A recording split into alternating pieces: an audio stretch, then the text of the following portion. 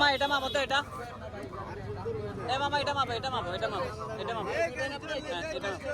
এটা মাপো।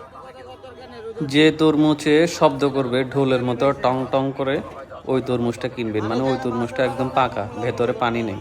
আর যেসব তরমুজ ভিতরে ধ্যাপ ধ্যাপ করে, ধ্যাপ ধ্যাপ করে, থাপ থাপ থাপ থাপ, মানে কোনো শব্দ করে না, ওই তরমুজ হচ্ছে পানি ভরা, মানে শুকায় নেই, তরমুজটা পাকে নেই। এই জন্য তরমুজ কিনবেন হচ্ছে আপনার এই মানে টং টং করে শব্দ করে ওই টাইপের। তো এখন আমরা এটা কেটে দেখবো এটাতে কি পরিমাণ, মানে কি পরিমাণ হচ্ছে এটা লাল হয়েছে। তো এটার ওজন হয়েছে 7 কেজি 600 গ্রাম। তো 40 টাকা করে পার কেজি হলে এটার দাম পড়ছে হচ্ছে 300 টাকা। বললো 305 টাকা আসে, 300 টাকা নিল 7.5 কেজি প্লাস আর কি।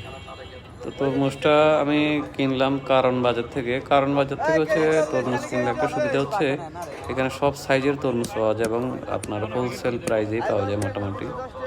তরমুজটা হচ্ছে বোঝা যাচ্ছে অনেক লাল হবে, মানে অনেক লাল হবে, দেখছেন একদম লাল। এটা হচ্ছে তরমুজ চেনার উপায়, বুঝতে পারছেন কীভাবে তরমুজ কিনলাম আমি।